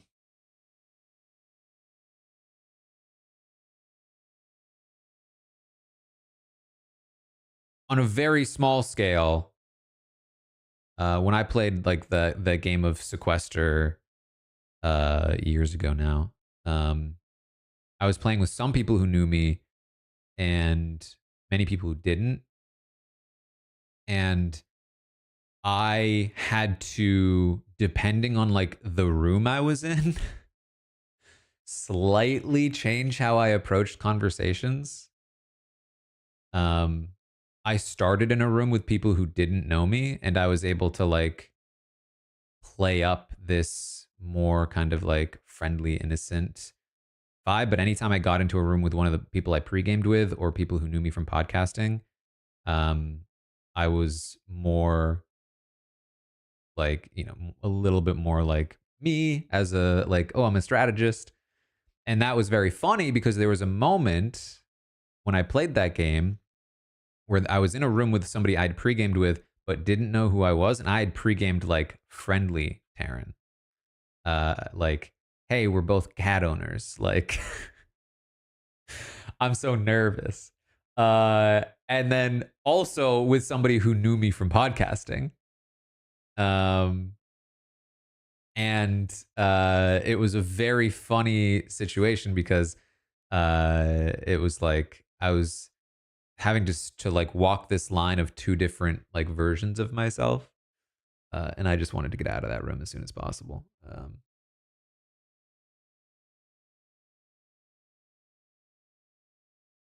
if you're playing a whole like, you know, that was like an 8-hour game, you know, I think it's impossible to ride that line over days in person. So you just have to pick one and ride with it. And Danielle rode with what she went with, which worked with most people, but with some it didn't. But again, like you know, there wasn't a lot of incentive. I think it's the right call because there's not a lot of incentive for Britney to go against Danielle. In the same way that there wasn't a lot of incentive for Janelle to go against Dan, but you know, sometimes, sometimes.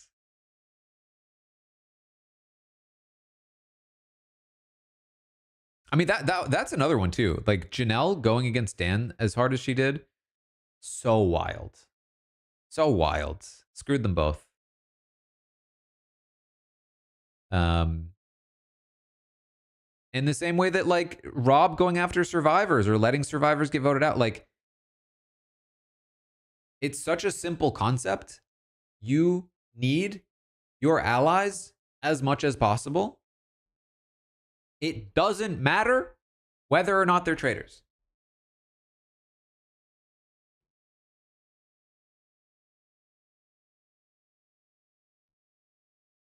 In fact, if you think you know that they're a traitor, that's good for you. That's amazing. Work with them. They will protect you from murders. Work with them. You will have numbers to survive roundtables. Work with them. You might be recruited later on.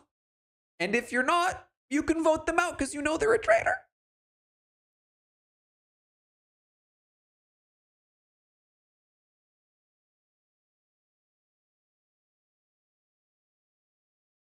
Anyway.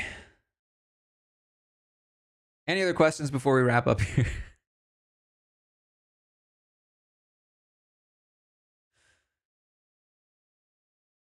Well, here's the thing. I do get Derek not working with Boston Rob. Because A, Boston Rob is not a person you can trust if you're Derek. B, there's too much heat on the trio specifically of them. And as a faithful, you know, you and C, like Derek just didn't have enough social capital otherwise. So I do think he needed to make a play. It just needed to land on his first try. It needed to land with West still in the game before he could get killed. Have I watched Extracted? No. What's Extracted?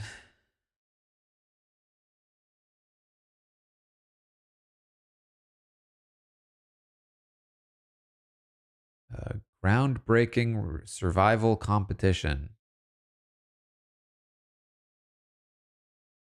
Contestants are not in charge of their destiny. Contestants face extreme conditions in wilderness while their families watch via live feed.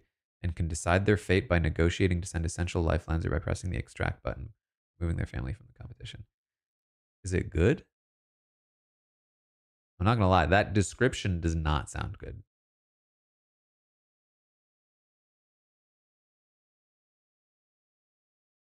But people seem to like it. That's interesting.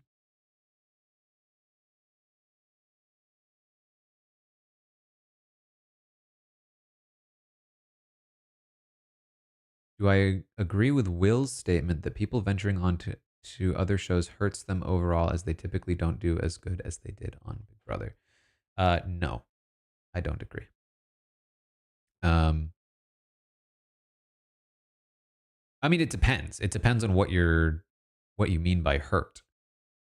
Going on the Traitors and being a big character on the Traitors, regardless of like your reputation, um, is going to be good for you most of the time.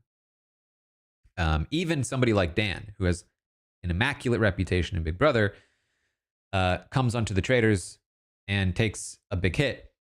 Big Brother fans are still all aboard the Dan train. They don't really care what happened on the Traitors. Traitors fans think that Dan sucked, but that doesn't really matter. They still know who Dan is, and they otherwise wouldn't have. So, you know, if Dan wanted to do something else, he now has a bigger platform because he's reached more people from the Traitors. And if things go well for you, all the better. But if all you care about is your reputation, then yeah, it could go poorly. And, you know, obviously Will is one of those people. I don't think all he cares about is reputation, but he obviously cares a lot about his reputation. He basically plays the games in a way that specifically is meant to defend his reputation. And so it's like every time Will goes on a show, it's just an opportunity to lose that reputation. And, you know, I don't want to spoil Dondi.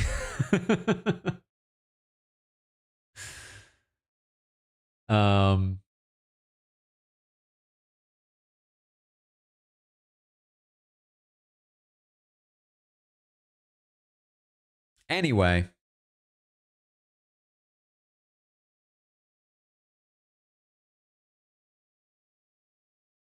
I think that's about what we've got. Fun little trader stream. Hope you enjoyed it. If you're watching this on YouTube, I hope you enjoyed this format as well. Just a little bit of traders talk. I might do something similar for Deal or No Deal Island. I feel like there's less to talk about with that show, but I feel like Deal or No Deal Island is a show where I enjoy like 15 minutes of every episode. And The Traitors is a show that I enjoy like 30 minutes of every episode. And then Survivor is a show where I enjoy like most of the episode except for Tribal. Like there's different levels, you know what I mean? And Big Brother is a show where it's all over the place. Who knows? But at least the live feeds are good.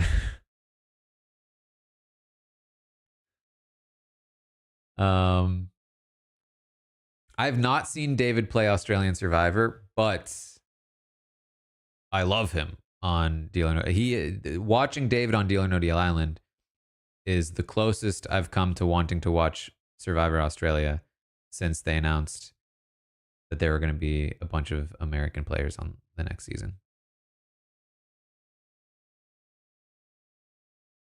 Because I'm definitely curious to watch David play Survivor.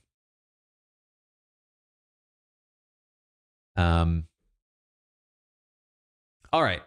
Anyway, that's what we got. Thanks again for hanging out. I will maybe be back. I'm not sure if there's going to be a Blood on the Clock Tower game this weekend, but there's probably going to be some kind of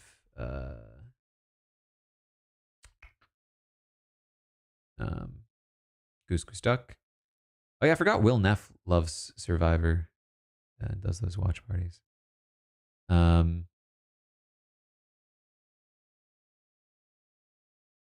Why the hesitation to watch Australian Survivor? I've watched it before. It's just a lot of episodes, a lot of really long episodes. And I've personally found that like it really tends to get sloggy.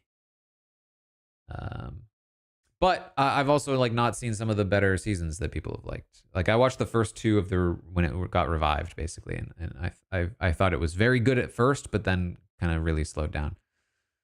And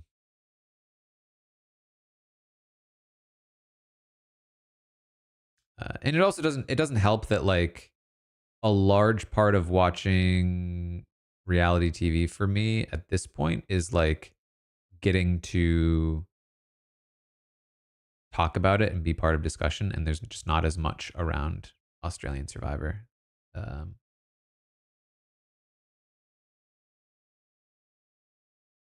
So there's like less, especially if I'm not watching it live, which is really hard to do because a lot of times it's during a Big Brother season. There's so many episodes. So lots of different little reasons, but no big ones.